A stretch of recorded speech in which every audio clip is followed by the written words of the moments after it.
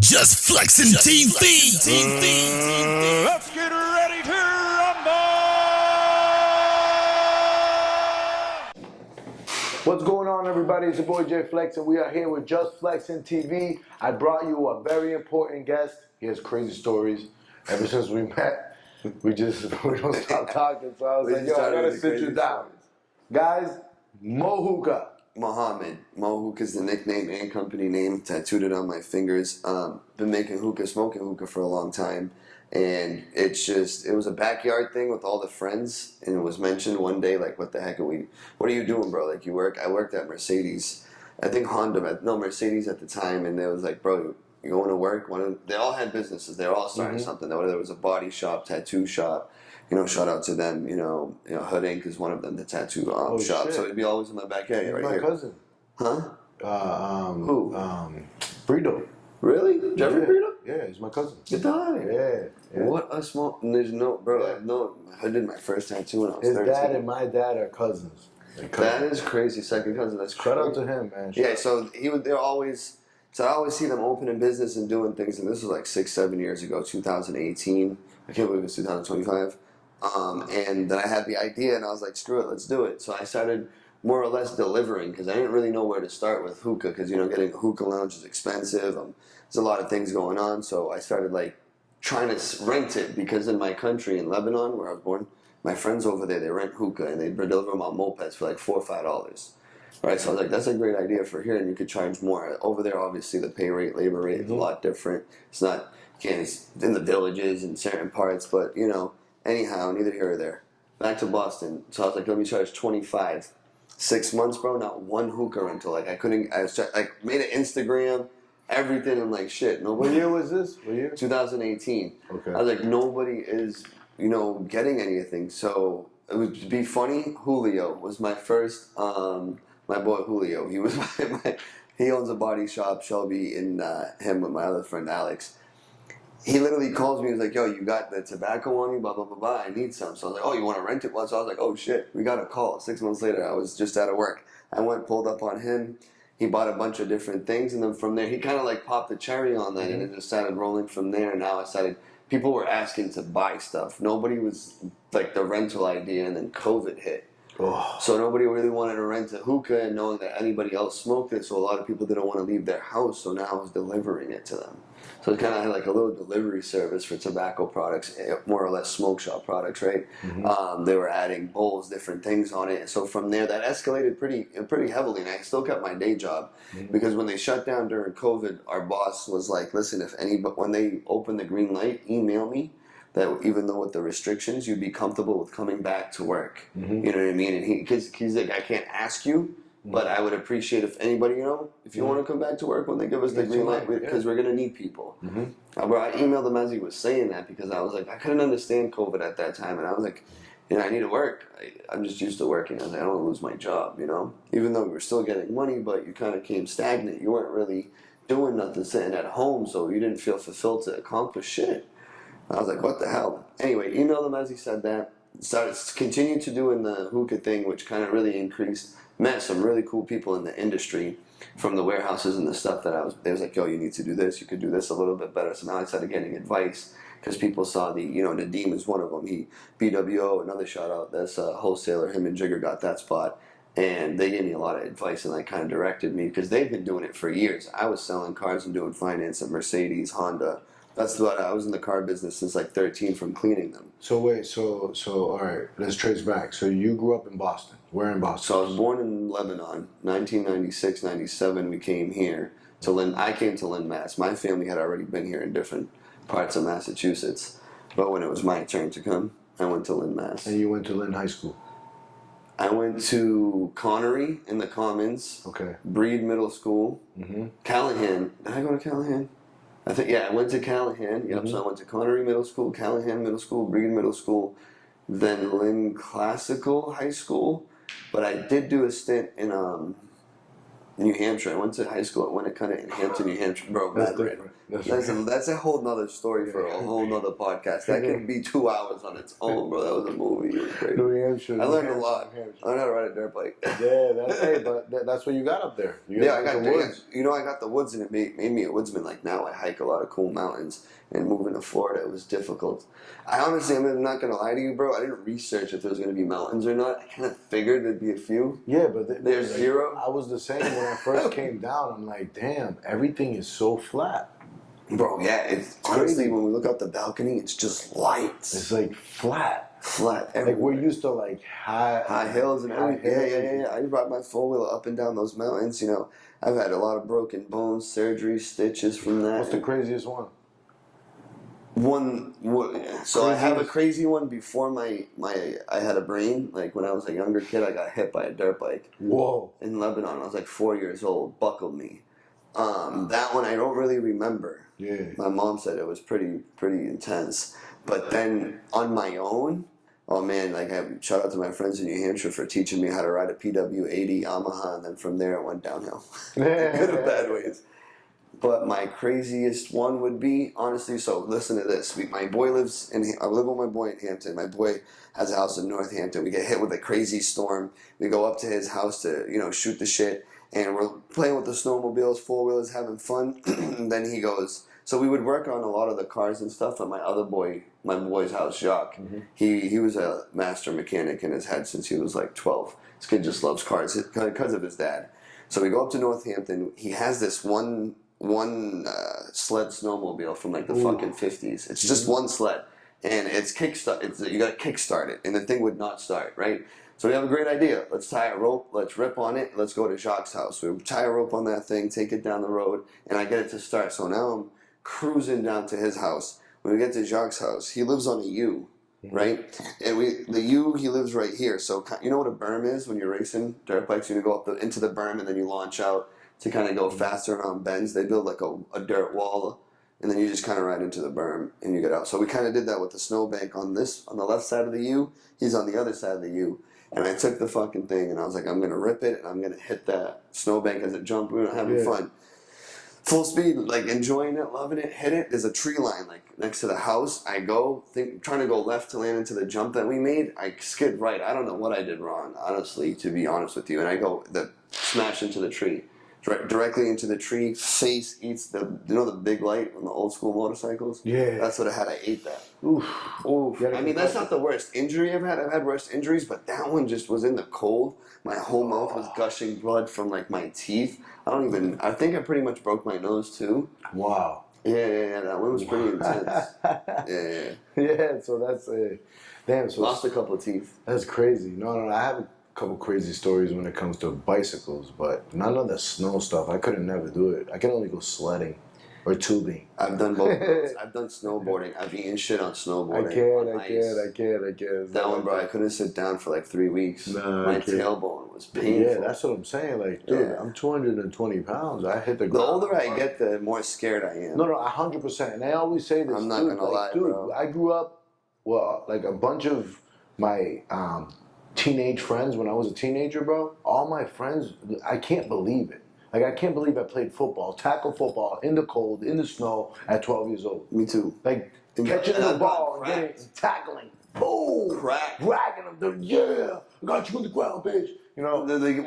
This one kid hit me so hard, I didn't know who I was. I lost my air one time. I'll never forget that. Bro, some kids were so strong at that age, bro. We played, I remember Exeter. I swear they took steroids, like, bro. a lot of my friends. Where'd you grow up, in Lynn? So I grew up in Lynn, but I played football in New Hampshire and Hampton. So I don't know if you ever heard, did you ever, like, you didn't play football, did you? Not in Lynn. Did you have I played friends? football in New Hampshire. Yeah, I did. But did you have... But I spent the high school years, the football years, in New Hampshire. See, when I was in school, there was a war between Peabody and Everett. And it was so my boy, Raheem Joseph, he went to Everett. They would always talk about I didn't play football. Everett was nasty. But my friends did. And that's where, like, I got introduced to steroids. Oh, shit. So a lot of high school. Yeah, so that makes sense. But I was the shooter. I wasn't the one doing it. I learned it early, and I learned what to do. Wow. I started becoming people's shooter because they were scared of shooting themselves or their girl that's finding intense. out. I would store it for them, or their girl finding out, or their mom finding out. Like they didn't want no one to find out, so I've dragged that my entire life. So pretty much like I've guided people when it comes to that since I was a young kid. But that's where I got introduced to it. But it was because it was normal. Like the coach wouldn't let you start if you didn't juice, and the same goes forever. Like it was like that. Crazy. It was the time, bro. So I grew up with monsters, bro. I grew up with white kids that were huge, ripped, jacked. So a few Spanish kids too, ripped, jacked, bro, huge at 16, 15, huge. Yeah, because championship when we played Exeter, bro. Whatever these kids were eating and shooting, Jesus Christ, they whooped our ass. Crazy, no, but that was just the era where I grew up and where I grew up, you know. I feel like every school's going to have its downfall. You always hear those college stories in different places where the coach pushes people to play and, you know, they ride on it and they make sure they're getting good grades. I mean, it's crazy to me. I can't find myself doing that because it's just... So football was the only sport you played? I played soccer growing up for fun, but not actually like in high school and stuff, but football was... Basically, I played basketball, but I was like a bench player. I was good at football, but in basketball, once our team was filthy, and they'd beat them by like 40. There'd be like 2 minutes left, and I would get to run in there and try to make a layup for the last 2 minutes. I'm not gonna lie, you know. Sometimes I miss the layup. I love basketball though. I love basketball. I always wished I was good at it. I tried. I just think I don't know. But I was good at football. Like, I think basketball is like I love it because you work out your entire body. You can play it by yourself. You can literally shoot the ball all day. That is true. It's a great, you know it's a great therapy. Yeah, that's like one of my favorite warm ups before working out. But it's also a sport that I've still kept up with too because, bro, let's be honest here. Like besides the big trades, besides the big deals in baseball, like I really don't know. Yeah, I would say because I think basketball is the most entertaining sport for me inside of football. I like soccer too. That basketball is such. It's just it's a back and forth. It's like okay, they keep doing tricks on each other. It's crazy. I love watching Steph Curry play. LeBron, still, Jason Tatum, Jaylen Brown combo when they're hot. Derek White even. We got a few other people. Pritchard. I'm having trouble remembering the other dude's name. Huh? They just sold the Celtics. I know for $6.1 billion. The biggest deal ever. Ever, bro. That's an investment though, because bro, it is, bro. It's a Celtics. They're always sold out. Yeah, bro. The fact that with Joe Mazzulla and how I don't know who makes the decisions behind who you put here, who you put there, but they're the freaking right ones, bro. Yeah. Think of that, bro. Like that dynamic changing and having even like Luca going to the Lakers too. That's pretty cool. Well, the way that happened was a lot of behind it. Like people don't there is, but sometimes things happen for a reason, regardless of what somebody did. There's a reason behind everything to occur, right? LeBron wanted it easier. You know, yeah, but still, to me, he's there. And Jimmy Butler to Golden State. I'm happy for Jimmy Butler, bro. That's filthy. I'm happy that he's gonna be happy. Miami needs to build a team. But Miami, who would you build a team around in Miami? I don't know. That's on the team. Tyler Hero, Andrew Wiggins. Well, Tyler Hero still is still a powerful player. Andrew Wiggins too. You know, but I feel like you got to highlight those people because look what Joe Mazzulla did with Jason Tatum and Jaylen Brown and them. He really found that copacetic way to get everybody to align. But they're all really. But you know what it good. is too. It's the matter of investing. Like sometimes even I question like, why don't you invest in the players? Like why don't you get more players? If I was like, money, bro. I know it's money, but you need the team to win. A player, bro. You need the team to win. That's true. You know, you're playing at how stakes are you gonna attract more people? Like Boston, not every team gets to have fans like Boston. Bro. We were at the Miami. No one understands that. Like if you're not from Boston, you don't understand the Boston mentality with sports. It's out of this world. Sold out, bro, all the time, full seats. There's nothing empty. People are so proud of being from Boston because they wear their Boston shit all the time. Literally, we were at the Miami Heat game. This shit blew my mind. There was more Celtics fans than Heat fans. They flew down probably too. Here's the kicker, bro. They weren't even from Boston. Yeah. So we were meeting people from Louisiana, Houston, all these other places, and then feels weird though. It feels weird. Like, that was where you from? You like Boston? Wow, that's crazy. That's why I sort of feel the same way when I tell people. People buy history and people story. But this is what people buy a story. But this is what I'm gonna say. Lakers. When I grew up in Peabody. I was born in Salem, but Salem and Peabody are like one. So I'm not gonna tell people, oh yeah, I'm from Peabody. You know, I'll say I'm from Boston if you have no idea about the North, but I'll say I'm from Salem if you are similar. If you're American, you were raised here, and I say that I'm from Salem, you should feel some type of way, and it happens most of the time. Oh my God, Salem! I want to go there so bad. Halloween! Oh my God, the witches, the Sabrina, and the Hocus Pocus. Hocus Pocus. So everybody's like, oh my God, they love it. So they follow history, you know what I mean? Boston got all the history in the I was world. telling someone today, I was like, Salem, Massachusetts is one of my favorite places, and we were talking about like revenue, how, you know, certain places like Ultra Music Festival brings in billions of dollars for that 1 week. Same thing for like Salem, Massachusetts. During Halloween, October is over 50% of their revenue. Yeah. Because the attraction, bro, it's crazy. In the history. Bro, the tunnels, the immigrants that were coming from China, the tunnels that they built. Oh my God, Hawthorne, how the family had that battle and the E-drop from the Dude, name. I'm so proud of the Hocus Pocus, witches. That's the witch trials were there. Bro, yeah, absolutely. Like, I'm obsessed with history. I don't know if you knew this, but have you seen American Horror Story? Yeah, a while ago. Bro, but most of the episodes was in Boston. Salem. Salem or Boston? Salem, Boston, same shit. Wow. So they had one that was a season that was about witches. Salem. The first one. Yeah, a lot of shit was filmed Asylum. Asylum was Danvers State. You ever heard of Danvers State Hospital? Yeah, on Route 1? Yeah. That's crazy. Bro, it's fucking nuts because me and my boys, we used to go at night when they were when they had a security guard, but it was like a hospital that's been closed since '94. Correct. But if you think about it, bro, and I always thought about it, I'm like, dude, it's only 1994 that they stopped taking in people.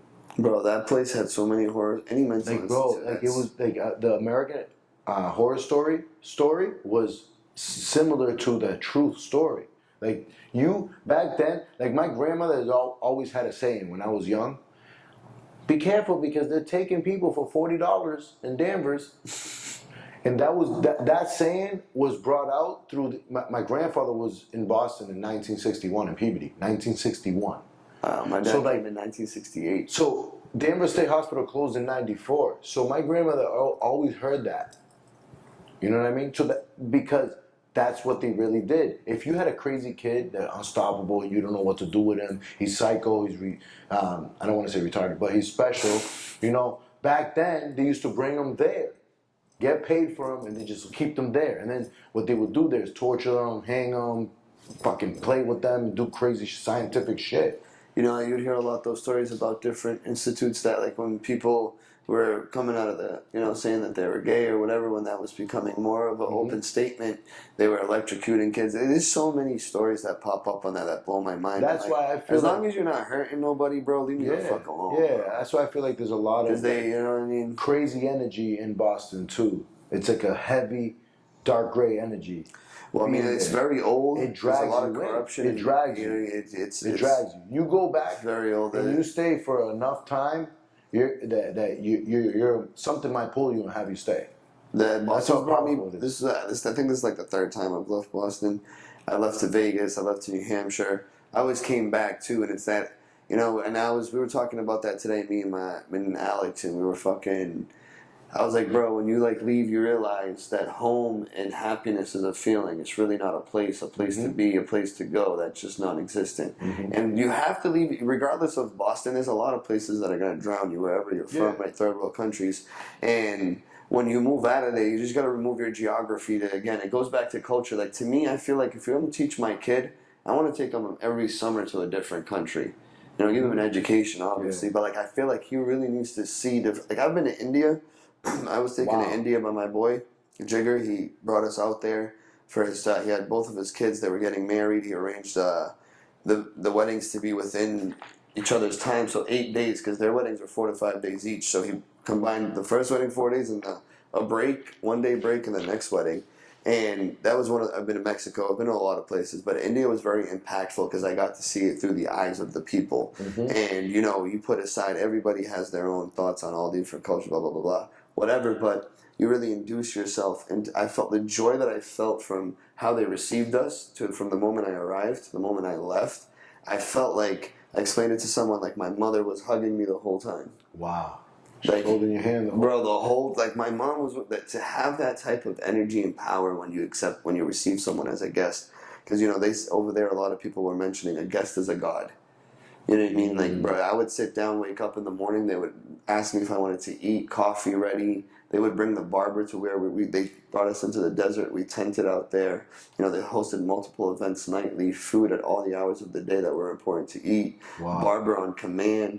Like, the type of hospitality it was insane. And, you know, met a lot of cool people. I interacted into the events, dressed in the traditional outfits that they would wear and the colors that coordinated with the day of the wedding. So I felt like embodied as one of them, and it was, bro, I felt like I was with my own family. Damn, that's incredible. Yeah. I would love to go to India. Bro, we landed in Bombay, and we toured Bombay. From there, we went into Ahmedabad, and then we drove like 7 hours to Rajasthan, which is deeper up north into the desert. And Mumbai, just the city, it was like, honestly, it was like a crazy Miami, Boston type vibe. Yeah. Skyscrapers everywhere, no flat, like, really? right? Yeah. Palm trees left and right. But the amount of cars and motorcycles on the road was insane. And it was flowing. Like, traffic was minimal. And I felt like, I don't even know, honestly, no. Maybe the driver that was given to us was elite, whatever, but that was at an all-time high rate the whole entire time. I did not feel any, like, a couple times we were in traffic, but everything was moving smoothly. Wow. There's 1.5 billion people recorded there. Imagine the ones that are not recorded. They probably touched 2 billion. Wow. You know what I mean? 2 billion people. I can't even imagine. We have 338 million in America. I can't imagine what it looks like. I would love to go because I heard there's a lot of tribes, 800, I think like 800. So there's a lot of shaman places too, like anybody that indulges in herbal types of the world, from, you know, psychedelics to hallucinogens to teas to mushrooms to fucking, I don't know, whatever you are interested in. This is a mushroom. I'm sure they have a lot of like they have a lot of spiritual stuff. They ashrams, I believe they call them. I may have fucked up that word. But, you know, the shamans over there, the different types of people that you can go on different retreats to realign yourself spiritually. I mean, they have it in Colombia, they have it in Ecuador, they have it in Peru. Peru has some of the most impressive ones for ayahuasca.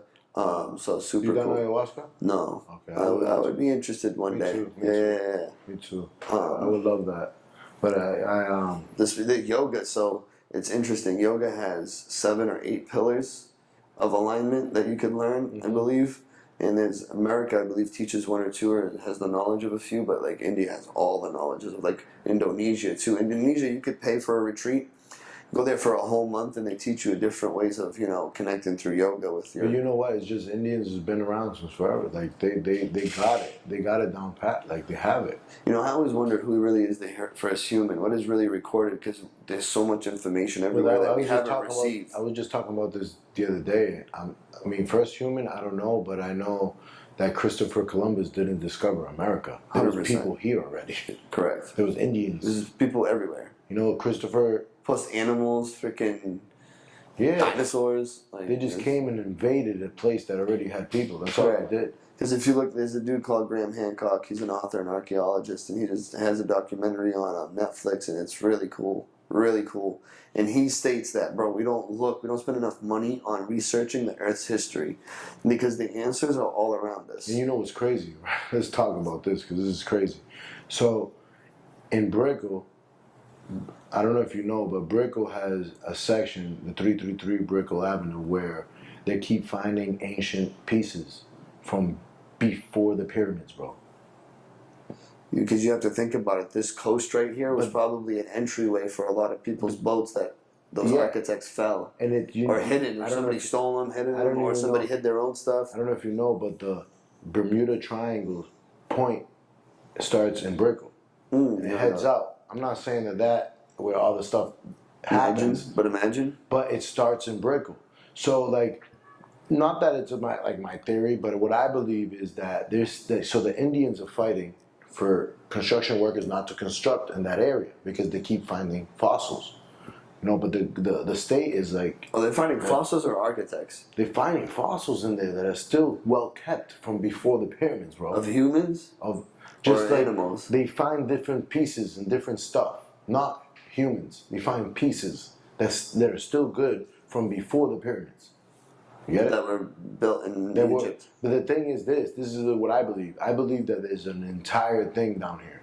under us. Well, I mean, that's to go and you could contest the fact between the pyramids of Egypt, China. I think there's Egypt. There's pyramids in Mexico, Ecuador, Peru. Yeah. So which ones was really built first? Because they all have their own properties that are insane. Yeah. Like the Egyptian pyramids, bro. When the sun hits the top, it lights up the whole pyramid. Yeah, but this is the thing. That makes no sense. Like a lot of land was water, and water was land at a point too. Correct. So down there, it could be like if you're finding things that were before the pyramid here in Miami, that means that there could be something under there. So I was in Lebanon and then you put together with the Bermuda Triangle, there's something under there, bro. That's what I'm saying. That's why, and that's exactly what Graham Hancock says: is research this stuff, bro. Like we spend supposedly, I don't know if I'm right or wrong, but I remember him saying on Joe Rogan, we spend somewhere, America spends, I believe, not collectively the world, anywhere from $100 to $200 million a year on archaeology and discovering the earth, and on other things we spend billions of dollars. And I was in Baalbek, Lebanon, which we were from Hermel. There's a bunch of cities. But anyway, the Roman Empire was there. And you go in there, you see the structures, you see the buildings, you see everything, and you look at the concrete. So there's a huge pillar that fell over that's on the ground. It's on the floor, right? It's about literally this wide, right? And it has a stamp, a line pushed in, engraved, and then a hole drilled from one end all the way to the other end perfectly.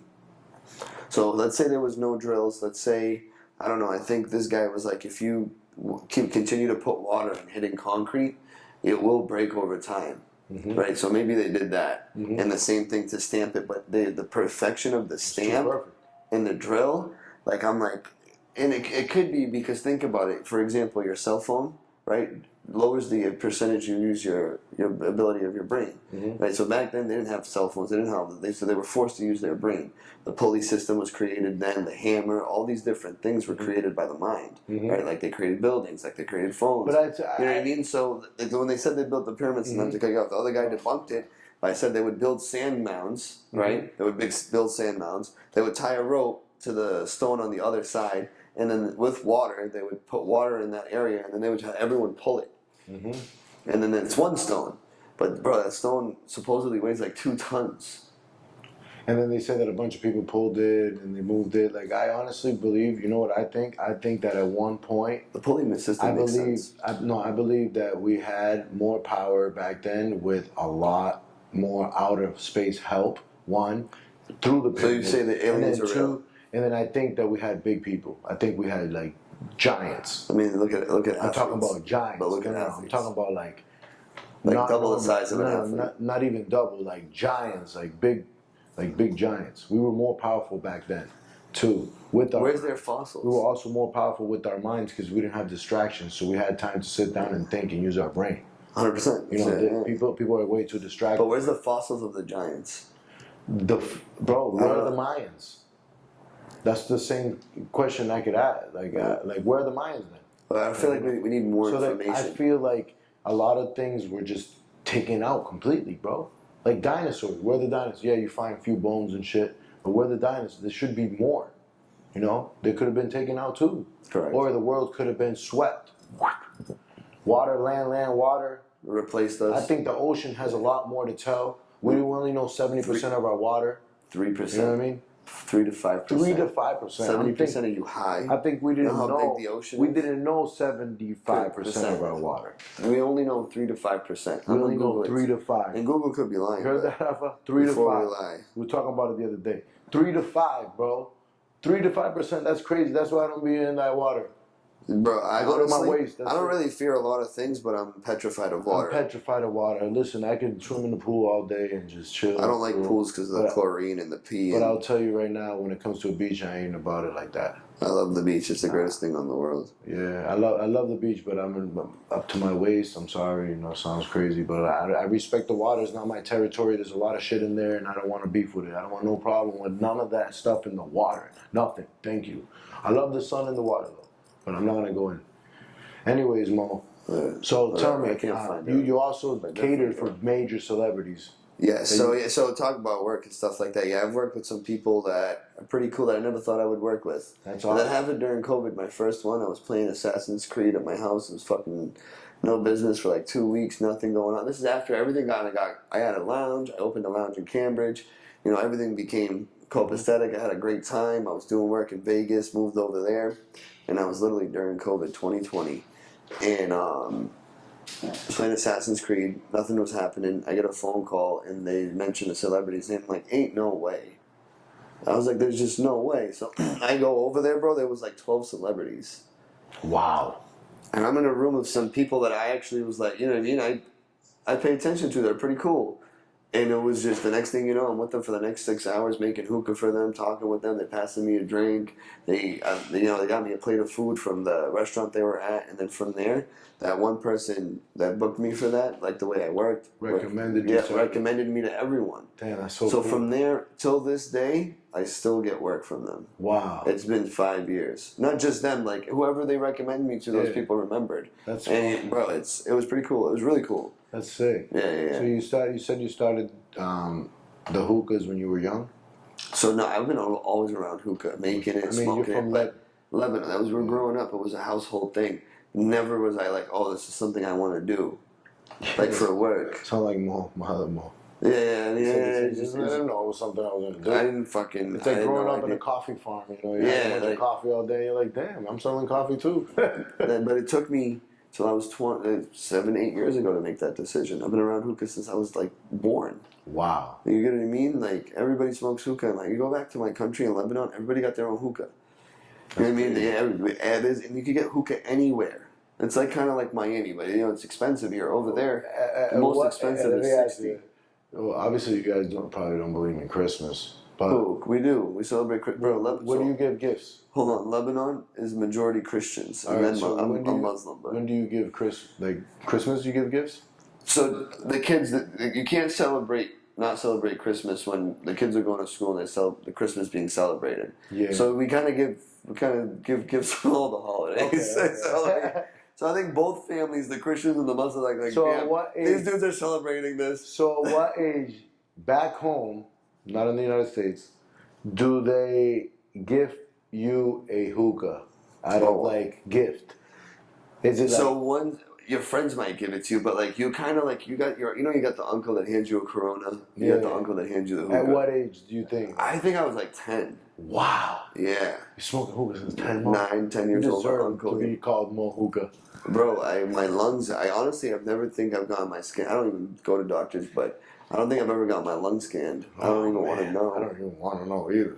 I've been smoking tobacco for a long time. But, a long time been smoking tobacco nonstop. I mean, tattooed it on my hand, but yeah, that's neither here nor there. Damn, that's crazy. So you can't mention none of those artists, but that would be pretty cool. Artists. It would be cool to have like 1 or 2 pictures from y'all, man, just to post on the Instagram. Honestly, Lil Yachty, I give him a shout out. We have a photo together on Instagram. That's crazy. Cool. That's huge. He took. You did tell me who else too, but we can't say it. But that's fucking awesome. Yeah, Listen, your he favorite took the artist. That was pretty cool. He's catered hookah to your favorite artist. Couple. Trust me, a few of them. That's crazy. That's awesome. That's a great story. I did get to hang out at the Friends and Family with Habibi, who's Drake's guy, which they had a hookah Shout inside. out to Drake. They had a hookah inside a TD Garden, bro. Damn, that's sick. Bro, I'd never seen that in my life, bro. That was the coolest things ever. Like, I've seen some cool stuff, bro, so Drake's guy, his name is Habibi, and we're both from the town that's next to each other in Lebanon.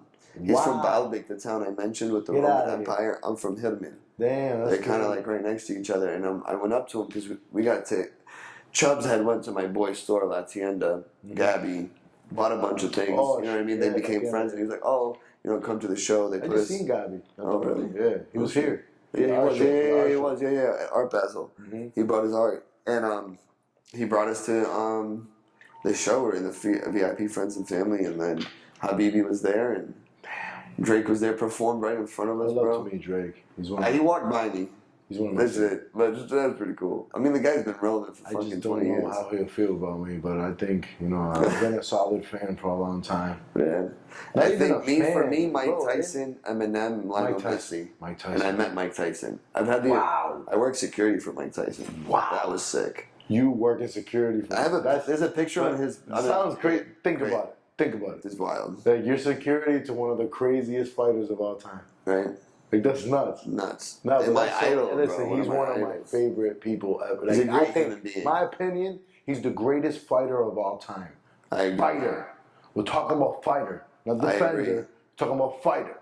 Savage, you feared this motherfucker. In You have his to prime, fear. there's another. You have to feel. You know, he was my Khabib, and then Khabib like became my new Mike Tyson. Bro, from it's just UFC. we grew up. I mean, I'm a little bit older than you, but I Like grew 4 up- years. I'm not gonna say I grew up tough, but I grew up in a tough fucking era, bro. Like the shit talking back then, bro. it's None not of a these lot. basketball players. I don't give a fuck who they are. I don't give a fuck. None of these basketball players will put up with anybody's trash talk in the fucking 80s and 90s. I disagree. I don't care how big, how fast, how good they shoot. You know who was the biggest how trash good they- talker? Michael Jordan. Michael Jordan will eat your brains out Yo, before you they shoot. would be You'll be scared to nervous play all him. game. They'd be scared to play him. They would be scared to play him.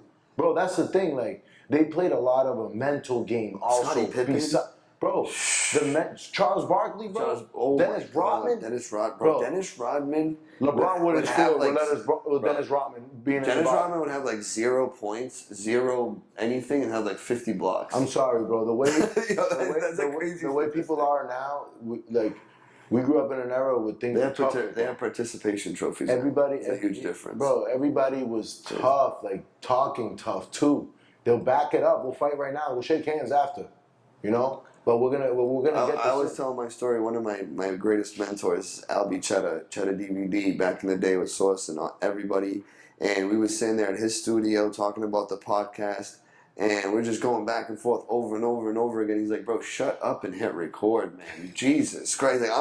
He's like, "All right, guys, like, you gonna talk about some more about what you want to do? You gonna do it or what?" Yeah, dude. And none of us were like, "What do you mean?" Or we looked at each other. We got up, and this dude hits record. And then we have 15 episodes later, never released them. Just did some fun, had some fun. No, but you can still Twin, release what are we doing? You can still release them. Yeah, we can still definitely release need them. to- Listen, content is needed and it will always be needed. And You know what I mean? release them. Content is what I suck at. This is my problem. But Let me bro, explain something. Hold on. but Listen you to and I both. I had to do Yeah, this. your content is awesome. I had to do Hold on, this don't lie. Your content's to awesome. start. But my boy Alex over here keeps fucking telling me like, do more of this. But I'm having so much fun enjoying what I'm doing. Yeah, bro. Don't You know, get it it's twisted. hard. Yeah, Listen, it's hard for in me order- to stop when I'm having fun. in Plus, I order- didn't grow up with a phone, bro. Yeah, when me I got too, a me too. Nextel, that was the first phone I had. You know what's crazy? People, Not that I lied, not a Nextel. people are Switch, always like, Sidekick. yeah, I did too. The Nextel was my favorite though. I-930, you hit the I button. had tons of fun with that. But the thing is, like, people still find it so surprising with things that I can do with my hands. Like, I could play basketball. I could fix the I could play dishwasher at work. baseball. I could fix things. Swear to God. Like, bro, and it's all like, dude. Like, I grew up outside for real, like playing outside all day. Manhunt? Ding Dong Ditch? Hide and go seek. Hide and go Ding seek. Dong Ditch. Oh, man. Bike riding. I remember all my friends BMX knew what, bikes, well, one of my my favorite friends, things. like, we knew where we were when all the bikes are in that house outside. No one stole bikes back then either. Like, bikes would sit outside. All the friends are here, you know? That's how it was. Like, we grew up outside. It was respect. Bro, I could rollerblade. No, because it's gay, because a lot of people think it's gay. I rollerblade because I played hockey rollerblading. outside. I love rollerblading. I played hockey outside. I can't play in skis, so I played You ever hockey. go to Roller World on Route 1? Of course, I had My so favorite many place. dates there. I had parties there I too. learned how to dance with a female there. Roller Palace and Roller World. I went to both, Roller Palace and Roller World. And Oasis. And Oh my God. But no, it's crazy. Like, we grew up so different back then that I still miss it a lot because we grew up in a tougher era that I love.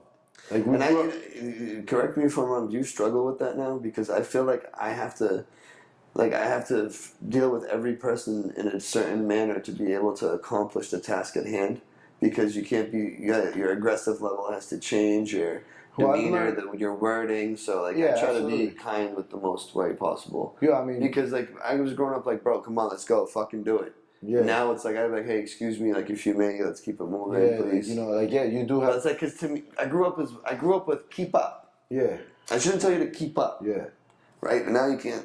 I don't know. I No, things want to change, satisfy bro. everyone because everybody's different. But I'm like, honestly, keep up. Like, there's a lot of shit going on right now where mental health is huge too, because that, like, I understand being tough, so that's another situation of kind of being a little easier on people. Because there's certain things that people come up to me. Because you don't and know they're what someone's going through. I like, always yeah, wanna but be there's kind, certain but- things that people come up to me and they're like, yo, but you know, I don't know. And I'm like, bro, just fucking do it, bro. The fuck is wrong with you? That's what I say. Like, do you think I want to wake up and go to the gym every day? I mean, I love working out. I'm not gonna lie. I'd rather sleep in. But yeah, chill, but most people. smoke, But then they complain, oh, but look, Flex is jacked and Flex is this. And like, bro, I put in the fucking work, bro. You think I want to eat pizza? I want to eat pizza all day. I want to eat burgers. I want to eat fries. I want to eat Spanish food, Dominican food, Mexican food. I want it all. But guess what? I'm not gonna get results like that. I'm not gonna look good. I'm not gonna feel good. And that's one of my biggest. And I just went through a fucking difficulties. 3 months. I went 2 months of eating, like whatever I wanted, McDonald's, this, pizza, whatever. That. And I gained so much weight. I felt so behind, and I hated it mentally. 12 years, no fast food. I respect you for that. I can't do fast. So me, bro, my biggest thing is food, and I have a difficulty of fucking finding good food.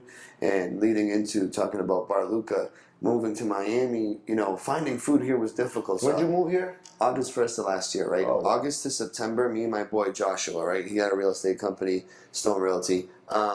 He came out here, and me and him love to eat. So we try every food spot that we can find with the things that we prefer to have, whether it's Mexican food, whether it's Chinese food, whether it's Arabic food, so on and so forth. Bro, we were disappointed a month and a half in. Nah, listen, Miami, I'm sorry. Bro, food trucks though. That's where the secret is. Yeah, food trucks. Food trucks, wow, bro. Food impressive. trucks. First one that really popped off for us was Alamar Kitchen in Wynwood. Salim, bro, he makes one of the best shawarmas I've had in America. I really will stand on that. It's hard to find a good shawarma like back home, bro. In Lebanon, Dubai, like stories about being in Dubai and eating the shawarma there, Lebanon. Like, I love food, man. And a lot of people could attest to foodies. He was phenomenal. Then come finding out my buddies from Boston, Tia, Nick, Chef Santo from New York, at a place called Bar Luca, which I now work at. We have hookahs there. I manage there as well. Come check us out. And shout out to Bar Luca. Bro, so I started doing hookah catering with them, and you know I'm big on not eating at restaurants. Like they all wanted to eat there. They said they loved it, but I don't care. I'm not gonna. I struggle with getting good food. And then I went there and smelt the food my first time, and then ordered a pasta and a smash burger. Oof. And you gotta go look at the menu, bro. I'm just super. I don't see. I can't cook. I can't make a drink. To be honest with you, I can cook, but I know hospitality. I know customer service. And when I appreciate nothing more than somebody that can make a good cocktail or a mocktail. Oh, I can bartend and a good fucking plate of food. Oh my god. I bartended and I can cook, but I always work the floor. I haven't drank in 2 years, so I can't taste my drink, but I can make a killer margarita. Yeah. Margaritas were my favorite. That's why I had to quit. I love when I drank, it was Jameson ginger ale. Actually, Casamigos Reposado made me quit. Yeah. Like, it was a bunch of numerous things that happened. I like to drink to get to that like light, nice, tipsy. I can't do the non-coherent. I had no fucking control with alcohol. I can't do that. I had to let it go. I had to let it go. I hate throwing. There's one thing I hate on this planet is throwing up. And there's no way I'm drinking to reach that level. I hate waking up the next day and now you have to headache. No. You have to overthink everything. Like, damn, I gotta go do this. I gotta wake up. I gotta go to work. I gotta do that. Whatever it was, it's just I hated it. And then everything that was bad that happened to me was when I drank. Yeah, well, I would assume so. It's alcohol. You know where that stems from? Evil spirit. Yeah, evil spirit. Yeah. It stems from Arabic alcohol. I get it. I gave it up. I mean, it's called spirits. When you go to the liquor store. Bro, ever since I gave it up, my whole life changed. Guaranteed. Yeah. Bro, I felt so much healthier. I wasn't drinking to get drunk, but I was, drinking socially, having fun. But I was gaining weight. But Miami is different.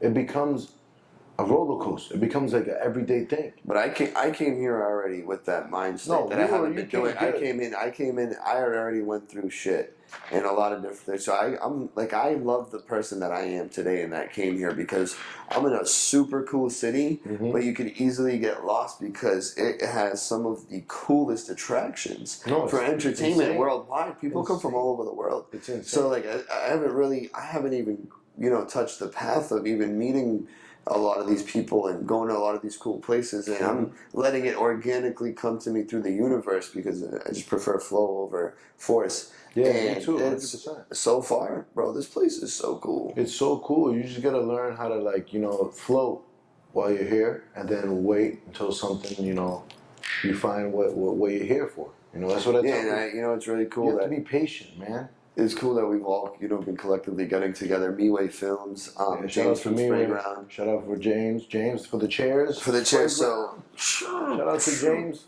Thank you, man. Super excited to release what we have going on. Bar Luca times Sprayground times Found Hotel times Miway Films. Yeah, so there's something coming there. I wish I could touch more on it. Okay. But when it comes out, just the only thing I'll say, next Art Basel is going to lead is what I don't even know where to start on that. I just can't wait just because the fashion is in December. Okay. But we'll be starting something shortly to lead into that whole theme of everything of Art Basel, of fashion, of different things, and just because I'm a logistics guy. I like putting people together. You do too. We talk about this a lot. That's why I started this. You know what I mean? And I love these creatives around me, right? From, Alex, Heber, fucking Miway, James, Tia, Nick, Chef Santo, all these different people. They curate some of the coolest things. And I'm like, I got to connect you guys. Yeah, that's how I feel. But like, this is... All right, so what happened was I always wanted a podcast. I always wanted one because I love to talk. And then everybody... Yeah, since we met, we don't have to stop. We don't stop talking. Let's tell them, we argue about hip-hop 24/7 on Instagram. It's coming, don't worry. But at the same time... No, it's not. Like, I started this because I felt like I got told to do this by a heavy voice. Like, God spoke to me. I felt like God was like, yo, you gotta... I gave you everything already, bro. You have the connections. That's the most important. So put your people together. Bro, I got that message and I was like, 150%, let's go. Boom. I'm starting this. Why? Because I want to be able to put you on to my people. I want to be able to connect my people to my people. So if you guys out there need anything that my people provide, tell them Flex referred you. That's it. That's all you got to say. And they'll solve your problem, whatever it is. I'm going to have all types of people here. I'm going to have business owners, hookah guys. I'm a hookah guy. Well, I'm a hookah. What are you? I am. When people ask me what are you, I'm like, I'm a hookero. Hookero, that's great. That's for you. No, but I grew up around a lot of Dominicans. Yeah. They call me the hookero. Well, I mean, we're from Lynn. Love it, yeah. Momo the hookero. If you see Hood, your freaking cousin, you'd be like, Momo the hookero. The hookero, no, that's so cool. No, that's my brother. He 13 years old. That was when he first tattooed me at grade 14, I think. Yeah, 13. What, he tattooed you first? Yeah, bro. First, right here. And then, bro, it's Hood Ink right there. Wow. Oh, shit, right there. His logo. I haven't got tattoos. He did my leg, my rib cage, my chest. I remember he did all this down. He opened a spot on Boston Street. He's on Boston Street next to Top of the Line Haircuts. My other boy, MP. He owns the barber shop. Hood owns the tattoo shop. He opened in Peabody, also on... wow, he opened one in Peabody too? He has one in downtown Lynn. I'm blanking on the street name, but it's called Expensive Pain 781. It's in downtown Lynn, Peabody, on Essex Street. Yeah, he's on Essex because he's near my credit union. And then Lynn, Mass, Boston Street Community Credit Union. Yeah. Shout out to you. Yeah, I've been with them since I don't even know so how crazy. long. But I've never had a real...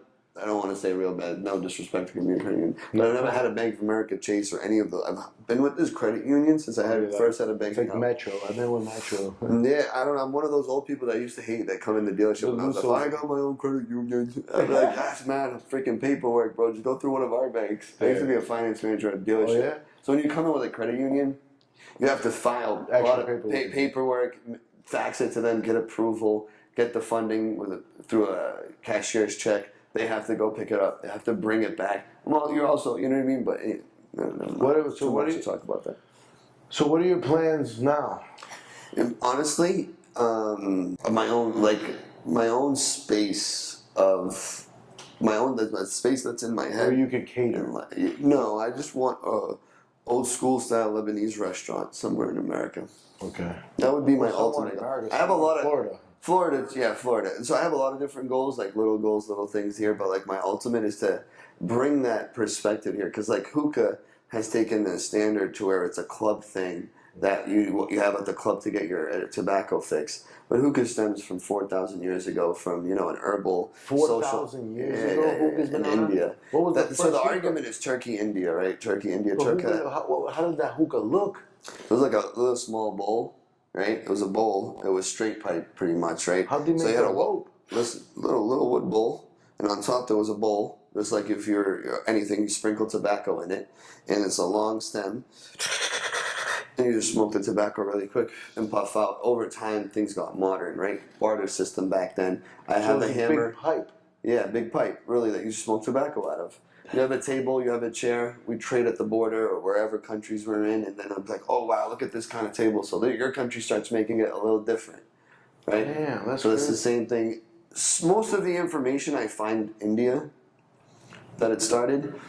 Some people say Turkey. Turkey has some of the best tobacco world known. You know, Lebanon has great tobacco. Dominican Republic, a lot of countries have great tobacco. But for that side of the world, in regards to hookah, those guys kind of hold the standard overall in making them. Then Egypt took a stint where they just were rocking out Khalil Mahmoud's Maya from Lebanon, half Syria. You know, then Dubai is now involved with Al-Fahama tobaccos that was popular. There's so many different things in that world. I could sit here and talk for hours about that stuff. I love that stuff. But going back to my original point, it is a social thing. It's not with loud music. There's no offense to anybody here. But the true statement of it is a social, enjoyable thing. It's not based around alcohol. You know what I mean? It's based around just like a cigarette after dinner to kind of decompress. Oh, on a better term, Fernet Branca, I believe that's how you say it. It's the Italian shot of that black liquor. When you take it, you belch. You know, you're eating the cheese, the bread throughout dinner. They have that dark liqueur, which I've had, which is, whew, you literally burp after you have all that, you know, thick food. And it's kind of the same thing with hookah. Wow. Right? I mean, I love hookah. I mean, I don't drink, so if I'm out in public or once a month or once every 2 or 3 weeks, I'll hit it. Or when you always come to Bar Luca and fuck like I hit a hookah. You know, I'm not feeling about it, like waking up and making a hookah before the gym. Yeah, that doesn't make sense. That's crazy. It's a social, enjoyable It's a process too, bro. Who the fuck wants to be? You have to do it right. I say this on every time I get to speak about hookah. Quick lights are not made for hookah. Mm-hmm. It's not a real coal. Mm-hmm. If you want coals, L'Orange coals, the 26s, those are my freaking go-tos. Yeah. Shout out to L'Orange. L'Orange. Another L'Orange. guy. I say L'Orange. I say Arabic, French, my bad. L'Orange. L'Orange. If he was here, we'll all be talking hip-hop. Yeah, he's... and guns. But no, 26 is if you bought them coals, they're amazing. Yeah, that's fire. Yeah, so, listen, man. I know you don't want to hear it, but how are you so cool with Drake's surroundings and you like Kendrick? Because I like him for the artists. Because they're fake, bro. Stop it. To me, they're artists. They're here to entertain me, and they both entertain me. That was some funny shit. They both entertain me, bro. They entertain you. Like lies, right? You like to be entertained by lies. There's no proof. There is no proof on anything that Kendrick said. You're right. On either of them. What do you mean? Drake said everything on spot. Yeah, but I need to see. You can Google it. You can Google everything Drake said. You can't Google anything. I don't know. Kendrick lied. And let me ask you a question. Bread with them. It's like saying, I don't know them. I need to have dinner with them. I like both of them for artists. Shit, man. There ain't no way you're gonna. That's how I believe you know someone is when you sit down and have dinner with them and you really get to know them. When you break bread, drink some wine or ginger ale. Let me ask you a question. 5 Grammys, they're not like us, right? But not Lose Yourself.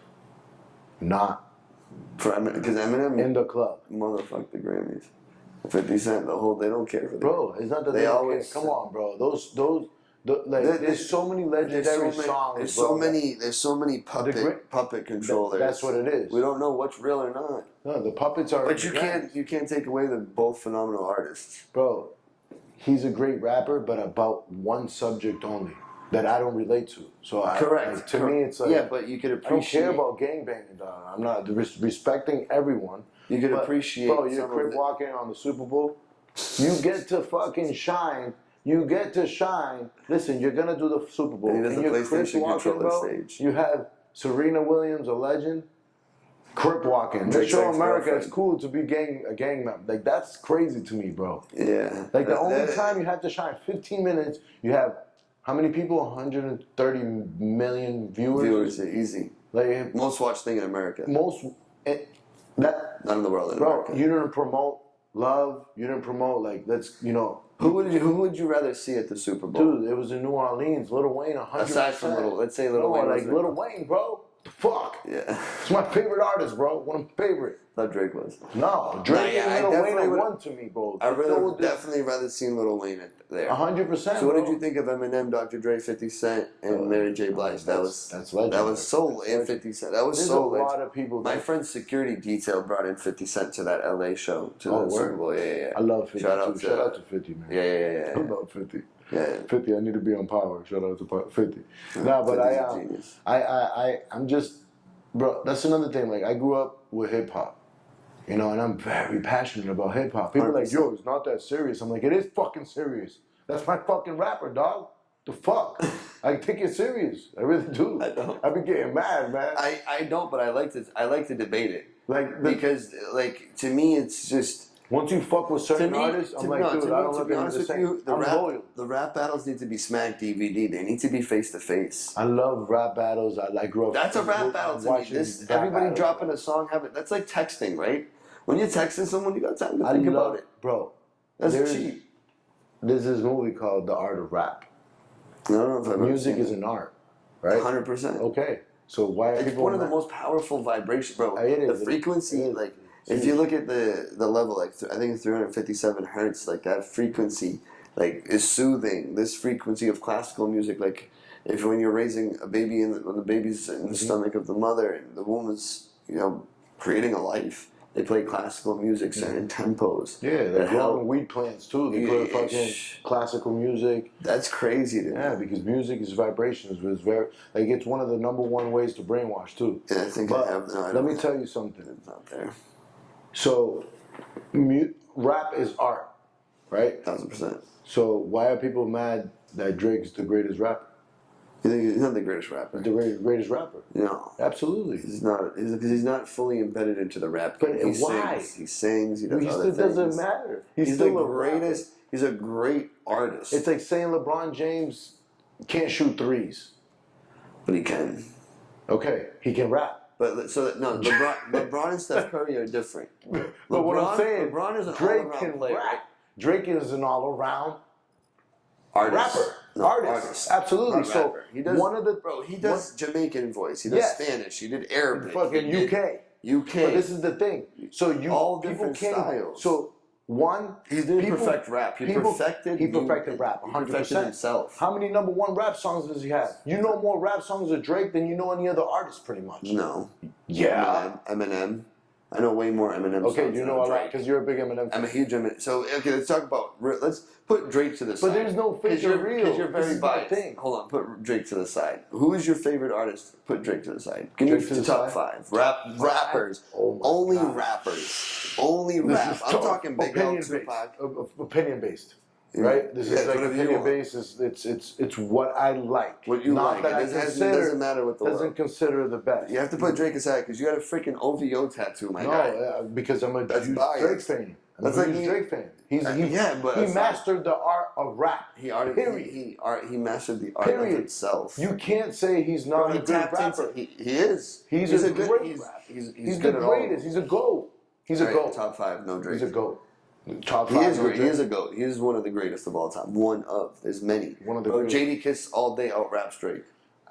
I'm not Rapping, even- rapping, yes. Thank you. But this Thank is you. the So thing. give me the top 5. But this is the thing. See, you rappers, understand. top 5 rappers. Top 5 rappers, no Drake. Okay, so Dead or alive. Dead or alive. Oh my God, this is tough. This is dead or alive. I can give you mine real quick. No, wait. This is tough because rapping,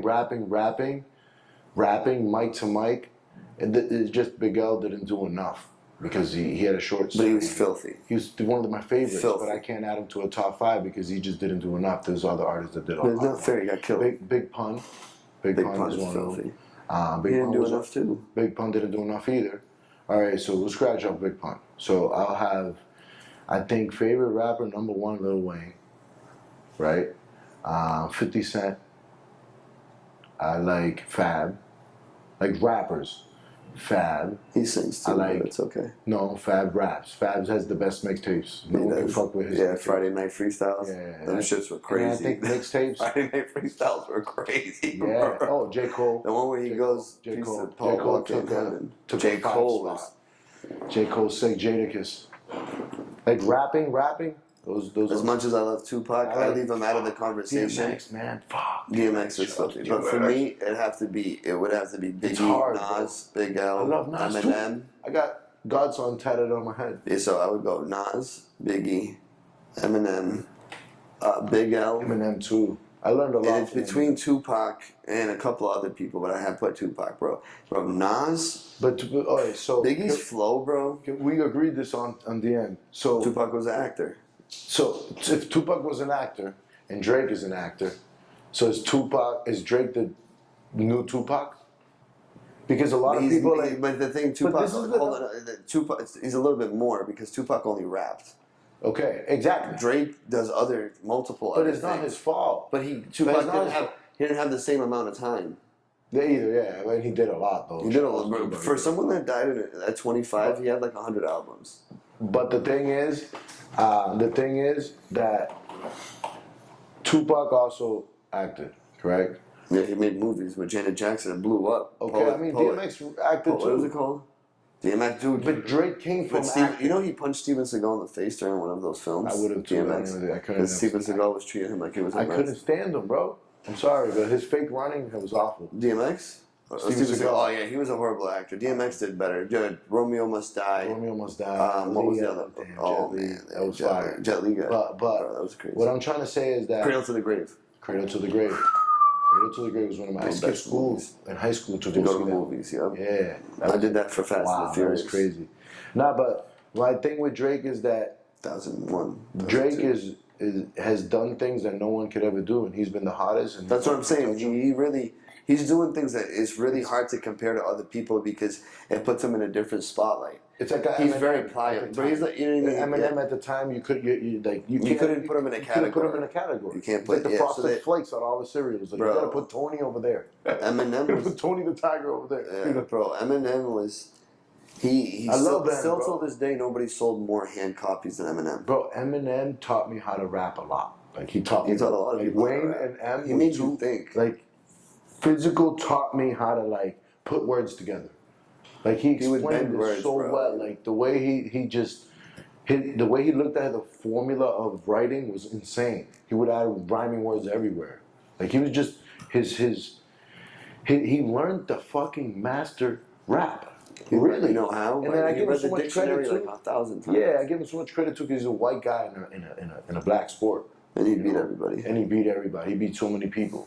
You know, but then again, he's an artist that somewhat I don't relate to either. Yeah. So like I relate to the bullying. I was bullied. I don't relate to fucking the mom stuff. Stuff. Or the drugs. Like I never did drugs. I sold it. So I relate more to drug dealer rappers, trappers. Yeah, the mom stuff blew my mind. Like, imagine the pain that somebody might go through to rap like that about their mother. It's crazy, man.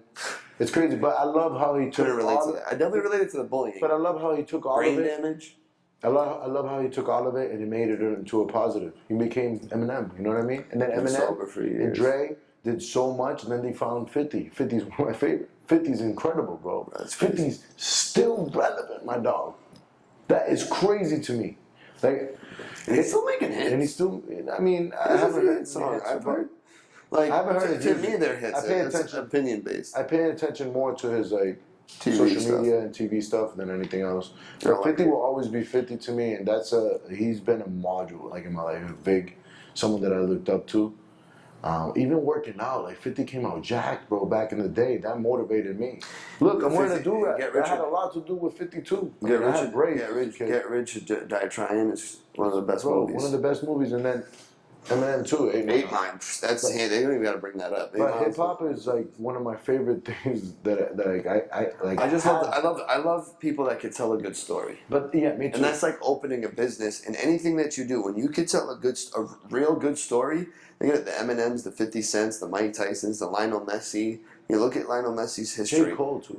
Look at everybody from athletes to all these people. Look at the following they get on Instagram, the fan base, the things that they get to accomplish in life is because they take their story and they master it. They use it as something to drive them to become better every day. But you see, and you're not becoming better at your sport or anything. You're becoming a better you.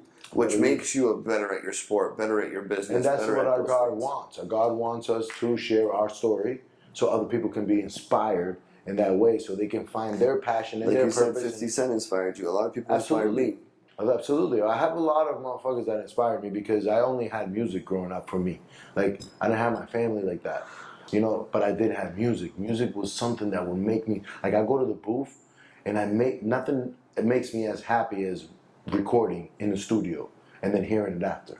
Or poker. I love poker. Poker makes me super happy. To close this out with a crazy story, and I'll leave part of it out because it was nuts, but just to show how things expensive overseas. Back I was 13, 2005. Tupac dropped the album called Loyal to the Game. Like 9 years after he died, right? This album drops. I'm in Lebanon. I'm like to my sister, please, please, please, please, I want the album. And I even have a Walkman, bro. She went to the store that sold American-made products. They had the Tupac album and the Walkman together. They were $190. Wow. A Walkman, bro. An old Walkman with a shitty cord for headphones. But you had and now I had it. I listened to that album the whole time. I didn't let go of that Walkman. And if I tell you, we're in a situation where death was like near us, and we had evaded that situation and got home safely. And that album, Loyal to the Game, the uppercut, that song comes on. I'm in that feeling. That emotion is lit in me, and I remember that day. That's and how solid my sister is for paying $190 to get me on Walkman and put out. She's a real one. I would have been like, hell no. Dude, it's crazy. It's just I have a lot of emotional attachment to artists because of how I grew up. And like I feel because you're listening to those songs through that emotion. Through my life. You know how like you ever had like you think about the hypnosis and all those things. They ask you, what did you smell that day? What did you hear? What were you touching? So they bring those things to the sessions for you to touch and smell, and then it'll ignite those things. This song that you listen to, they'll like, bring you back. I was in 8th grade in school with this girl, this situation. Chris Brown, the amount of songs is I can't even listen to him sometimes because I miss some ex-girlfriends, bro. He's my dog. I love Chris Brown's music, bro. So many girls would play his songs for me, or I'd play it for them. That's crazy, bro. Chris Brown's one of the greatest, and he's definitely better than Michael. No, again, it goes back to two different categories. Two different categories, but he's in a higher level. Michael Jackson, there wasn't a lot of people competing with what he was doing at that time. You're right. He introduced the world to moonwalk, to the thingy where he don't fall over, and then Chris Brown started doing backflips, and then that's what I'm saying. Like Chris Brown is like, he had a feature with Lil Wayne when he was 15. He was killing it early, man. The Rihanna thing was what fucked it up. That's none of my business. Yeah, but I'm neither here or there. It's just like Tory's story. Relationships to me are just wild. like Tory's story. Free Tory, man. Free Tory Lanez, bro. But that music, it's just funny what the industry does, you know. Every industry has ruthlessness in it. Yeah. Like I work in a couple of different industries, and I see some things that are unethical that just don't compute in my mind. But you know, it's crazy. It is what it is. It is what it is. Yeah. But at the same time, Mo, what advice would you give if you have younger kids that want to be able to cater hookah? You know what, James? Oh, for catering hookah, damn. If you want to be into this, it's passion. For me, it's find your passion. Fail at everything that you want to try. Fail. I love failing. I failed all my life. Bro, you know how many things I tried before I had fun? Thinking I wanted to do it. You know what's the worst though is when you invest into something and then you're like a year, 2 years in and you're like, oh my god, I don't even like this. I hate it. Bro. And how do I get out of this, bro? People know. Here comes Flex with one of his things, you know. Listen, but I love it. You know why? Because at least I tried. And your ass is still at home doing the same thing, and you didn't even try one thing, bro. Literally got to fail. You know what James said at the fashion show the other day? Like it goes back to failing is in actually investing in yourself with your own money, so you know what it feels like to actually really fail. Because if you get somebody to spend money on your idea, you're like, fuck it, I'll get somebody else. Yeah. And then another person, right? Yeah. When you do it yourself, in which I've lost a lot of my own money and some other people's money, that we all believed in the idea, you know, a lot of things happen, life, shit. It happens, you know, in business it happens. But it taught me a lot. And it doesn't. But my advice is start early. If I could go back to being 15, where I feel like I was at my 13. I feel like 15 years old, I was at my prime strength-wise. And if I could go back there, I mean, you can get strong again. Shut up. Yeah, but 100%. I have strength, but like you heal quicker. Like if you get cut now or hurt, like a month of healing compared to like 13 seconds. Yeah. Yeah. Like I'd look at the end of the day and the wounds I'd have from BMXing would be healing. Now it's not. Start early though. Start early and hell yeah.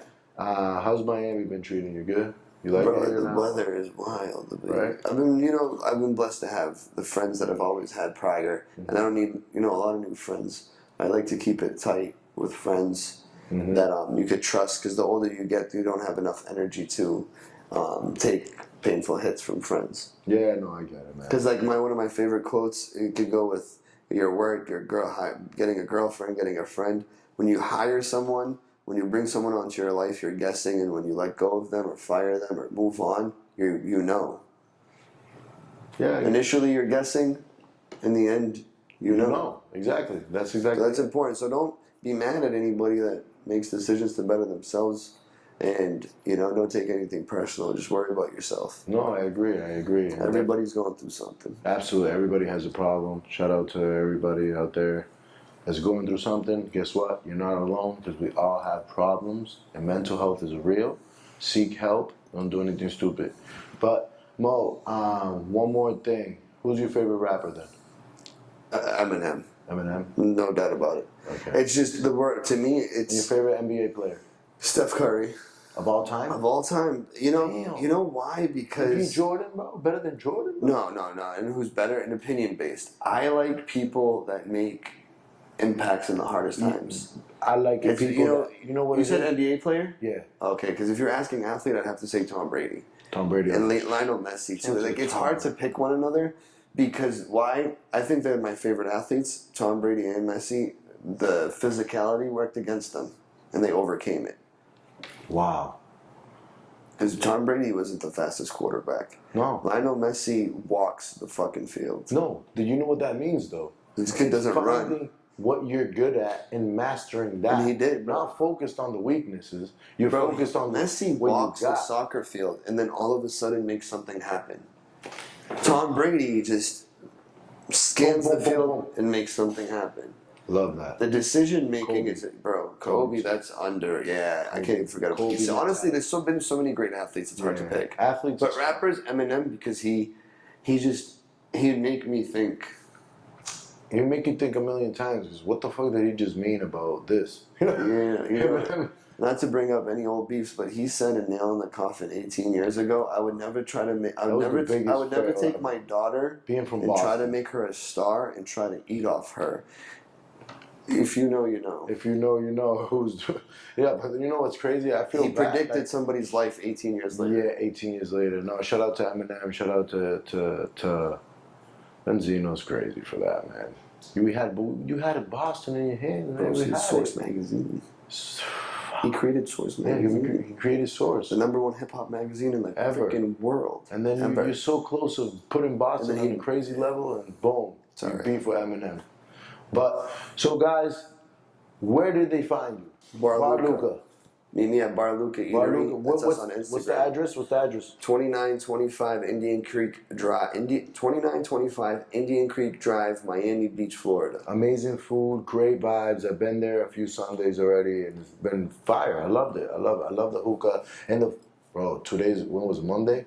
The food. Oh yeah, we went after the fashion show. I just had wings. You had wings and fries. Yeah. Like, I only had the meat and the wings and the fries. The Frenchie had the cowboy steak. The boys had the smash. I tried burgers. this 2 pieces from the steak from my fettuccine Alfredo. That shit was fire. I had a fettuccine Alfredo. That was so fire. I gotta go back. I gotta go try the food.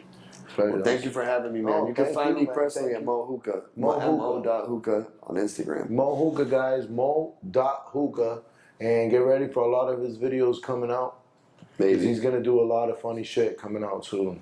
We'll see. Thank you, Mo. Thank you. Appreciate you, dog. Appreciate you. That was fun. Another episode of Just Flexing TV. Subscribe, like this video, and you could maybe win a prize. What the fuck you going to win? Spray ground back.